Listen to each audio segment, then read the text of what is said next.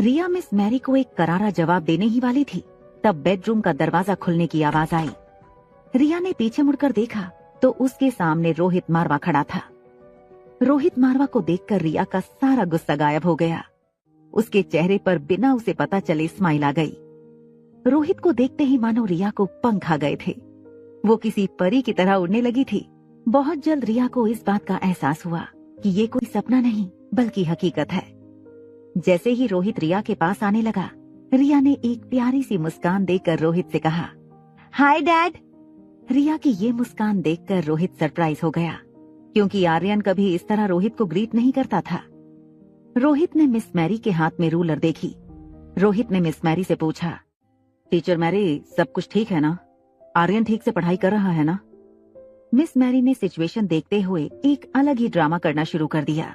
Ruler writing table पर रखकर वहीं चेयर पर बैठ गईं।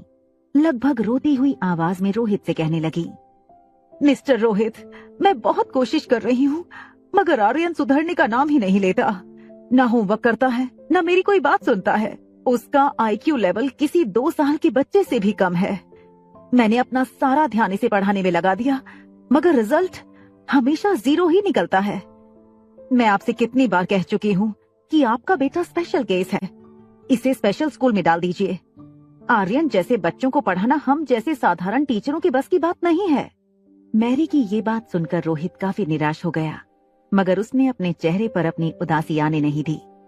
रोहित रिया के पास घुटनों पर बैठा, उसकी आंखों में आंखें डालकर देखने लगा। रोहित को इतना पास से देखकर रिया की मुस्कान और बड़ी हो गई।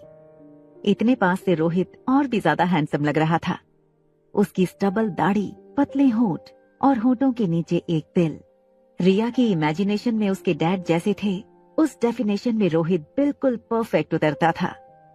रिया का मन अभी रोहित को देखते हुए भरा नहीं था। तभी उसके कानों पर रोहित की आवाज पड़ी, आर्यन बेटा, तुम होमवर्क क्यों नहीं करते?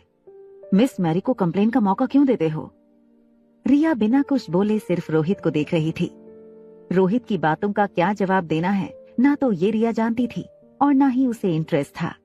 रिया को चुपचाप खड़ा देखकर मैरी ने अपनी झूठी कहानी और आगे बढ़ा दी। देखा मिस्टर रोहित मारवा, बस ऐसे ही कोई भी सवाल पूछो तो ऐसे ही एक्सप्रेशंस देता है आर्यन। ना तो खुद बात करता है, ना तो मेरी कोई बात समझता है। मैथ की एग्जाम के पहले ज्योग्राफी पढ़ता है और ज्योग्राफी की एग्जाम के पहले हिस्ट्री। ऐसे बच्चे को डिसिप्लिन में लाना बहुत मुश्किल है, और फिर बच्चा ही तो है, मार भी तो नहीं सकते। मैरी की ये बात सुनकर रिया ने मैरी की ओर देखा। रिया को पता था कि टीचर साफ झूठ बोल रही है। वो रोज आर्यन को मारती थी।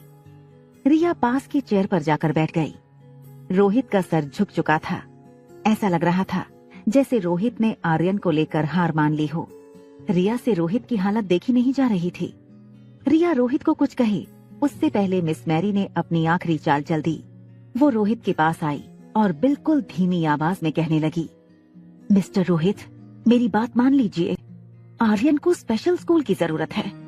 वहाँ के टीचर्स ऐसे ऑटिस्टिक बच्चों को पढ़ाने में ट्रेन होते हैं। आर्यन उनके अंडर ट्रेन होगा तो बड़ा होकर आप पर बोझ नहीं बनेगा। ऐसी एक स्कूल में मेरा कांटेक्ट है। हमें जल्दी फैसला लेकर आर्यन को वहाँ भेज देना चाहिए। मिस मैरी की बात सुनकर रिया हैरान हो गई। उसे पता था कि आर्यन एक नॉर्मल बच्चा है। उसे ऐसी स्कूल में जाने की कोई जरूरत नहीं। वो देख सकती थी कि मिस मैरी किसी गहरी प्लानिंग में थी। रिया ने सोच लिया था कि अगर रोहित ने आर्यन का साथ नहीं दिया और मिस मैरी की बात मान ली तो वो अपनी मम्मा को सब कुछ बता देगी, आर्यन को यहाँ से छुड़ा लेगी और फिर कभी रोहित से नहीं मिलेगी। वो शांत खड़ी रोहित के जवाब का इंतजार कर रही थी। मिस मैरी ने रोहित के कंधे पर हाथ रखकर उसे फिर से पूछा, mister Marwa, I am waiting for your answer. Rohit ने अपने सर से हाथ हटाया और बिना मिस मैरी को देखे जोर से आवाज लगाई, सनी, सनी यहाँ आओ। रोहित को इतनी जोर से चिल्लाते सुन सनी दौड़कर बेडरूम में आया। वो घबराकर रोहित से पूछने लगा, क्या हुआ भैया? क्या आर्यन से कोई गलती हुई? सनी रिया की ओर देखने लगा। वो इशारे से रिया को पूछने लगा कि क्या हुआ। उसे डर था कहीं रोहित के सामने आर्यन का गेमिंग वाला राज न खुल गया हो।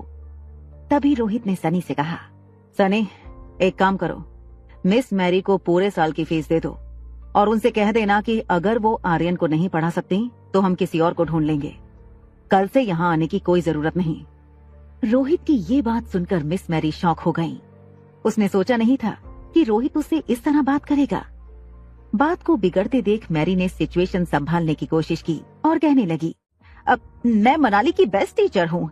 जो मैं नहीं कर सकती वो मनाली की कोई टीचर नहीं कर सकती। बाकी आपको जो ठीक लगता है वो कीजिए। आर्यन आपका बेटा है, लेकिन एज अ टीचर मेरा फर्ज बनता है कि मैं अपने स्टूडेंट के भविष्य के लिए आपको सही सजेशन दूं। मेरे सजेशन को मानना या ना मानना आपके हाथ में है। ये कहकर मिस मैरी कमरे से बाहर जाने लगी। तभी रिया को लगा कि मिस मैरी को इस तरह बिना किसी सजा के जाने दिया तो वो आर्यन जैसा बर्ताव किसी और बच्चे के साथ भी कर सकती है। तो अब एक ड्रामा रिया ने शुरू किया। वो रोहित के पैरों से लिपट कर बोली, आई एम सॉरी डैड, मेरी वजह से आपकी बहुत बदनामी हुई है। I am really sorry dad.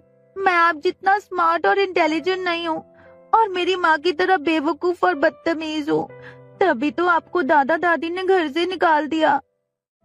Aryan की ये बात सुनकर रोहित को बहुत बड़ा शॉक लगा। उसने आर्यन को इस तरह बिहेव करते कभी नहीं देखा था और आर्यन के मुंह से ये सारी बात सुनकर रोहित रिया के बिल्कुल सामने जमीन पर बैठ गया। उसे दोनों हाथों से पकड़कर पूछा, नो आर्यन, ऐसी कोई बात नहीं, लेकिन तुम्हें ये सब किसने कहा? रिया ने अपना हाथ ऊपर करके दरवाजे पर खड़ी मिस मैरी की ओर इशारा कर दिया। रिया रोहित के पीठ के पीछे उसे कंधे से पकड़कर छुप गई। मिस मैरी को समझ नहीं आ रहा था कि वो क्या करें। उसे अंदर ही अंदर डर लग रहा था कि ये बात सुनकर रोहित उसके साथ क्या करेगा। वो अटक अटक कर अपने डिफेंस में बोलने लगी, मिस्टर मारवा, आर्यन झूठ बोल रहा है। एक्चुअली ये ऐसे लड़के अक्सर झूठ बोला करते हैं। मैंने आपसे कहा था ना, it is dangerous to keep him here. तभी रोहित के पीछे छुपी रिया ने अपना मुंह बाहर निकाला। फिर मिस मैरी को देखकर अपनी जीभ बाहर निकाली और कहा, sorry teacher, please don't start hitting me again.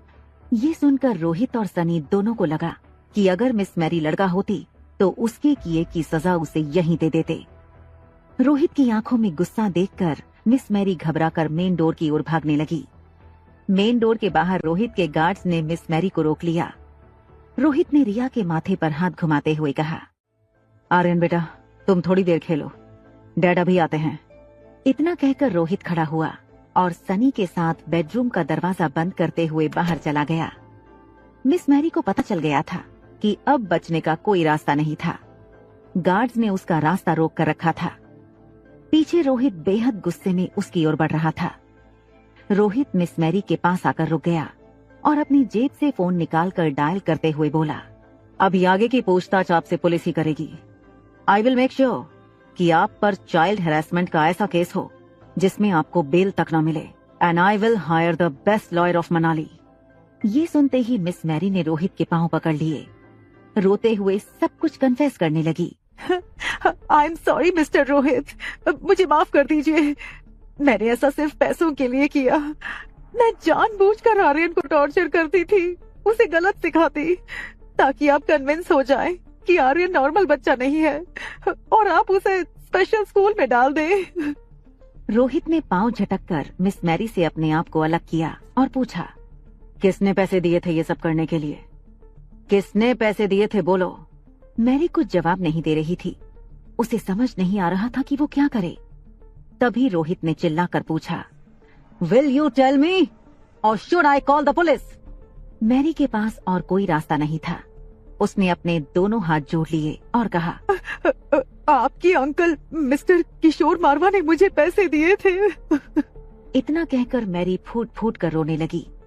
Rohit ने गार्ड्स को इशारा किया कि वो मैरी को कमरे से ले जाएं। रोहित कभी सोच भी नहीं सकता था कि उसके अपने परिवार के लोग उसके बेटे की जान के दुश्मन बन जाएंगे। रोहित का गुस्सा गिल्ट में बदल गया। वो फिर से आर्यन के बेडरूम की ओर चलने लगा। रिया दरवाजे के बाहर जाकर सब कुछ देख रही थी। रोहित को वापस आता देख रिया दौड़कर रोहित के पास गई और रोहित के पांव से लिपट गई। रिया को इस बात की खुशी थी कि रोहित ने आर्यन को अपने हाल पर छोड़ा नहीं था। इनफैक्ट वो तो आर्यन से बहुत प्यार करता था। रिया के सपनों के डैड की कल्पना में रोहित अब और भी ज्यादा फिट हो गया था। रोहित ने रिया को उठा लिया और बड़े प्यार से उसकी पीठ थपथपा कर कहने लगा, आई एम सॉरी बेटा, आज के बाद no more tuition and no more tuition teachers. आज के बाद तुम्हें मैं खुद पढ़ाऊंगा। ये सुनकर रिया की आंखें चौड़ी हो गईं। उसे लगा कि उसका सारा खेल उल्टा हो गया। रोहित के पढ़ाने से कहीं आर्यन और बड़ी मुसीबत में ना फंस जाए। आगे की कहानी जानने के लिए देखें अगला एपिसोड